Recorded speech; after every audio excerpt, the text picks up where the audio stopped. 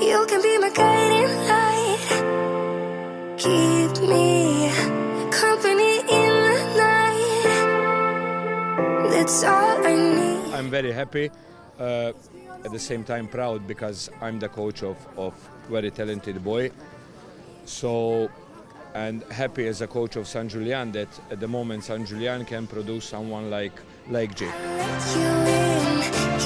Jake huwa player li jagħtik qalbu fil-logħba, Jake huwa player li qatt ma jirrispondi, qatt ma jitkellem, ġifieri player li inti tkun trid dejjem jagħtik.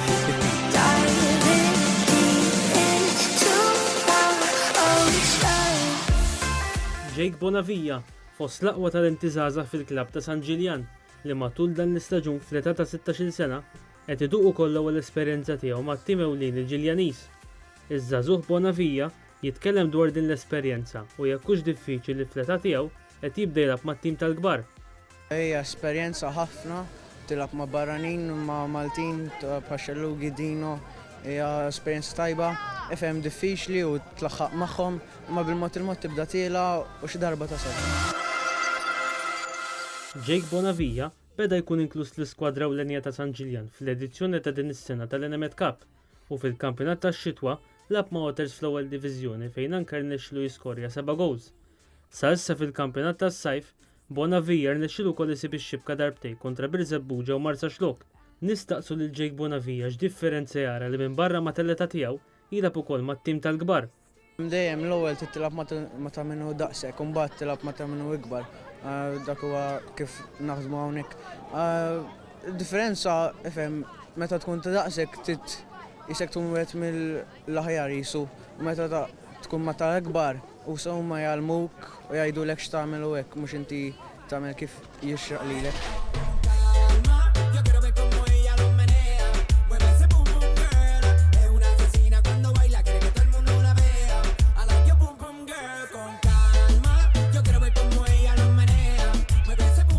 Il-coach ta' San Ġiljan Marko Orlovic isegwi lil Jake fil-progress tiegħu fil-kategoriji kollha u jispjega ma' minn applass is-sitwazzjoni ta' dan iż-żagħżugħ fil-klabb Ġiljanis.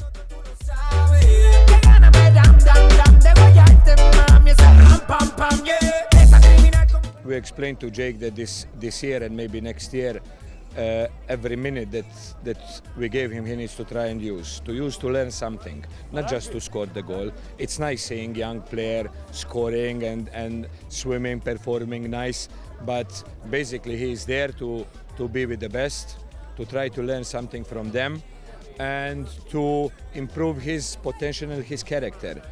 The age group of 17 and 20s are Jake priority this year. Il-coach nazzjonali Carlizzo jitkellem ma' minn applass dwar kif jaħsibha fuq Jake Bonavia.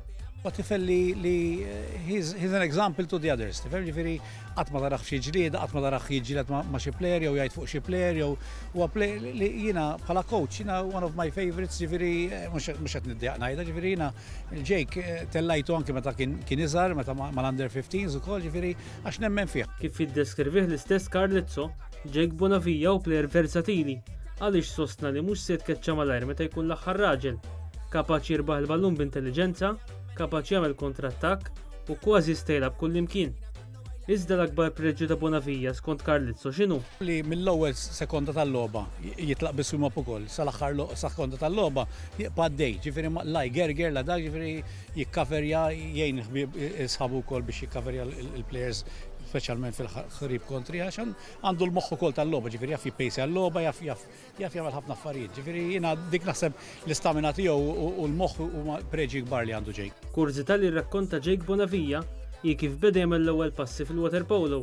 Deċiżjoni li żgur waslet biex jiġi żviluppat potenzjal li jistgħed gawda fil-futur. Ġejt hawnhekk darba minnhom xi 8 snin ilu, kienu qed jittrenjaw tfal oħra, oġobni.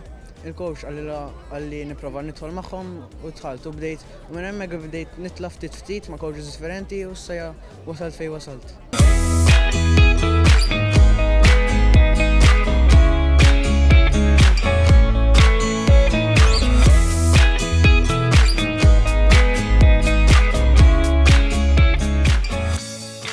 Fl-aħħar 5 snin, Jake Bonavija attenda l-Iskola Nazzjonali tal-Sport, skola li jenet lilu żagħżugħ bħalu biex jibqgħu javvanzaw b'mod akademiku mingħajr ma jaqtaw l-isport. Nistaqsu lil Bonavija kemm hu diffiċli biex isib il-bilanċ bejn dawn iż-żewġ aspetti. FM diffiċli, ħafna jrid kollok time management tajjeb. L-istudju ma jkunx faċli meta l-sport ikun tqil ukoll, allura trid tibbilanċja. FM tkun tajjeb fit-tnejn diffiċli ħafna ma xi darba tasal. Ma stax tibbilanċja eżatt imma xi mod tista' tasal ma stax tifoka fuq sport biss għax l-iskola taqalura u bil-kontra. Jake għamel progress kbir anki grazzi għall-NSS ukoll. Ġifieri aħna nipprovaw dejjem nintejbu l-affarijiet, Stewart, ma stax tagħmel mirakli, ma naħseb dak l-extra training jkollhom il-players li għaw l-studenti jkunu NSS jgħinu wkoll biex ikunu wkoll iktar preparati speċjalment fl-hawn u fit-teknika tal-water polo. Ġurnata tipika ta' Jake Bonavija kif tkun? Nmor nitrenjaw fis-setta ta' filgħodu ma' Carlizzo u ma' Nazzjonal, mbagħad immur l-iskola, nerġgħu mmor nitrenjaw ma' tal-iskola, mbagħad filgħaxija mmor nomu u nilagħbu water polo mal-klabb ma' San Ġiljan. Il-fiżika ta' plejer bħal Jake Bonavija mhix kbira u ħafna jistgħu jarawha bħala żvantaġġ. Iżda Carlizzo jaħseb li r-regoli l-ġodda se jkunu ta' benefiċċju għaż-żagħżugħ ta' San Ġiljan? Players bħal Jake għandna bżonn ukoll, ġifieri players bħal Jake huma importanti anke min jara ħielab jgħid dan mhux xi plejer kbir pas-Serbi bħal Russi u hekk. Ovvjament meta tmur tilab ma' barra minn Malta ma' barra ġifieri ma' tim nazzjonali ħanbatu ftit imma issa bir-regoli ġodda forsi ikollna għajnuna ikun hemm bżonn ta' players li jomu, players li għaddejn logħba sieħa li jagħmlu dawk id-drives biex jiġibu tkeċċijiet, ġifieri naħseb Jake huwa regoli ġodda ħejnu ħafna lih.